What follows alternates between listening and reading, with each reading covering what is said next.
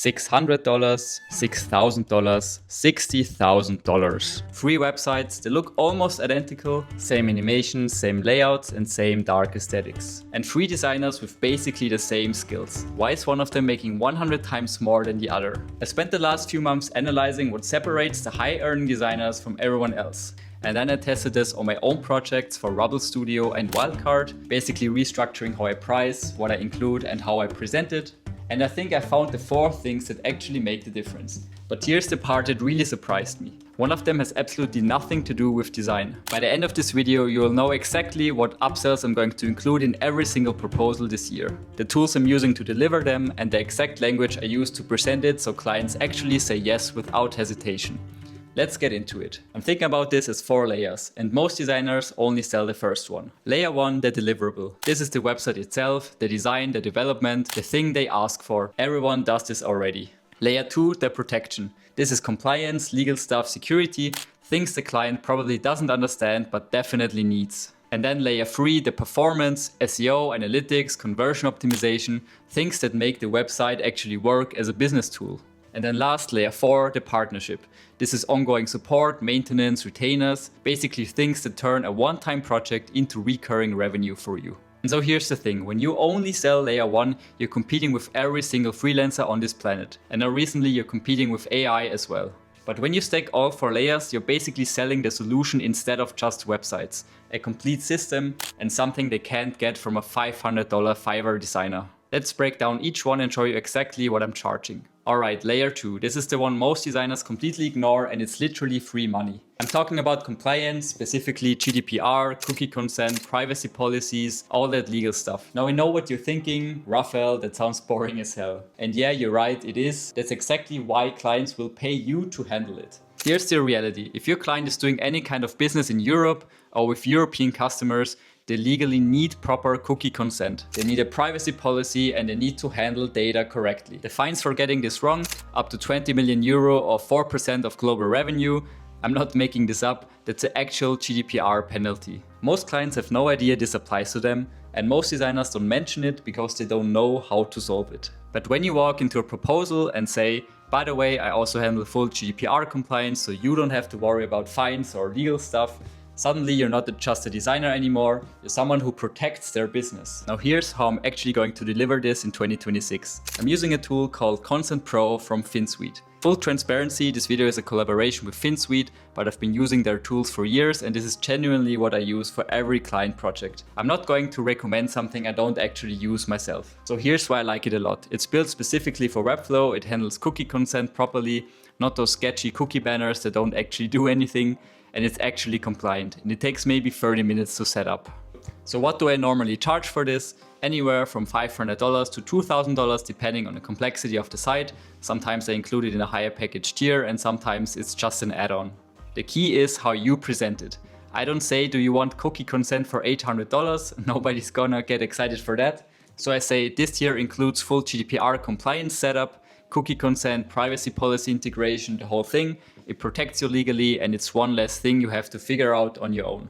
Framed like that, it's a no-brainer. They were going to have to deal with it anyway and you're just making it easy for them. And so layer 3 is performance. And this is where you can really stack value. Think about it from the client's perspective. And I'm saying this all the time. They're not paying for a website because they want a website. They're paying because they want more leads, more sales, and more customers. The website is just a tool. So when you help them actually get those results, that's worth way more than just the design. Here's what I include in this layer. First, basic SEO setup, technical SEO, meta titles and descriptions, sitemap, proper heading structure. Most designers skip this entirely or do it badly. Takes maybe 2 to 3 hours to do it properly. I charge $500 to $1,000 for this depending on the site size if I were to sell it on its own. Second, analytics and tracking. Google Analytics setup, conversion tracking, maybe some basic event tracking or something. The client probably has no idea how to set this up and without it they have no clue if their website is actually working. Another $400 to $800. Third, and this one's big, copywriting. So most designers wait for the client to send content, then the client sends garbage or they don't send anything at all and the site just looks bad because the content is bad.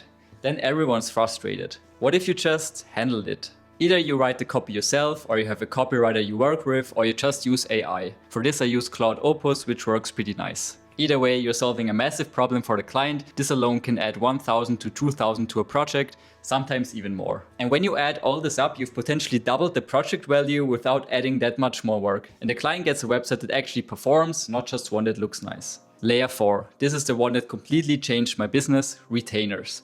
Here's the math that made me take this so seriously. Let's say you have 10 clients on a $400 per month retainer. That's $4,000 a month, $48,000 per year. And all this before you take on a single new project. That's baseline income, that's stability, that's what lets you be selective about the projects you take instead of saying yes to everything because you need the money.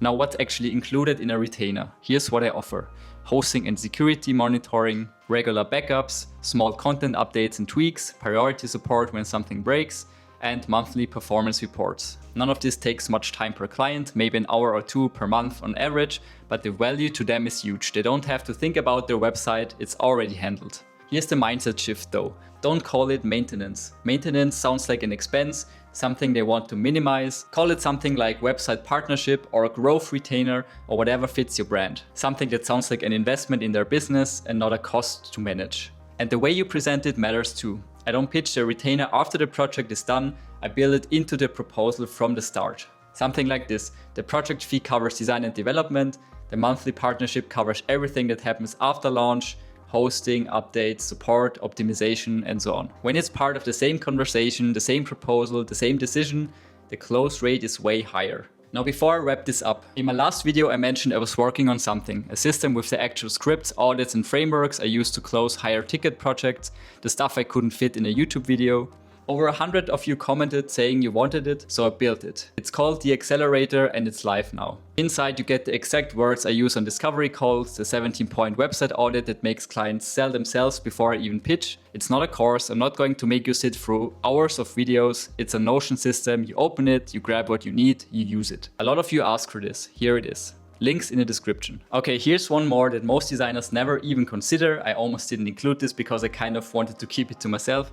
But whatever, here we are, let's talk about it. Training and handoff sessions. And so here's what I mean. You build a beautiful CMS-driven website, you hand it over to the client, and then they break it within a week because they have no idea what they're doing. They call you, they email you, they're frustrated, you're frustrated, everyone's unhappy. What if instead you included a dedicated training session as part of the project? A 60 to 90-minute call where you walk them through exactly how to update content, what not to touch, how to add blog posts, whatever they need. You can even record it and give them the video for future reference. What do I charge for this? $200 to $500. Sometimes I even include it in the higher tiers. Sometimes it's an add-on. But the real value about this is that it actually saves you time. Because when they know how to use the website properly, they stop messaging you with questions every single day. And it positions you as someone who actually cares about their success and not just a designer who builds something and then disappears. Small add-on, but big impact on the relationship and your sanity. Alright, let's zoom out for a second because some of you might be thinking, this sounds like a lot, Raphael, do I really need all of this? And here's my honest take.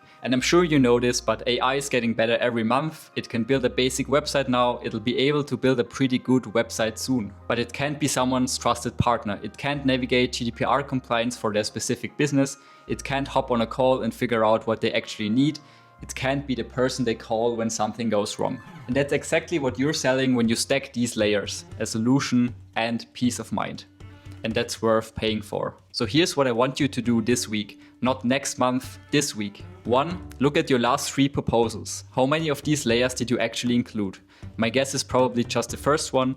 That's money you're actually leaving on the table. 2. Pick one upsell and add it to your next proposal, just one. I'd start with compliance because it's actually easy to deliver with the right tools and clients need it whether they know it or not. 3. Reframe how you describe your work. Stop saying I build websites and start saying I build conversion systems or I create digital platforms or whatever fits your style. The language matters more than you think. Alright, 4 layers, stack them, charge more and stop competing on price. And I'll see you in the next one.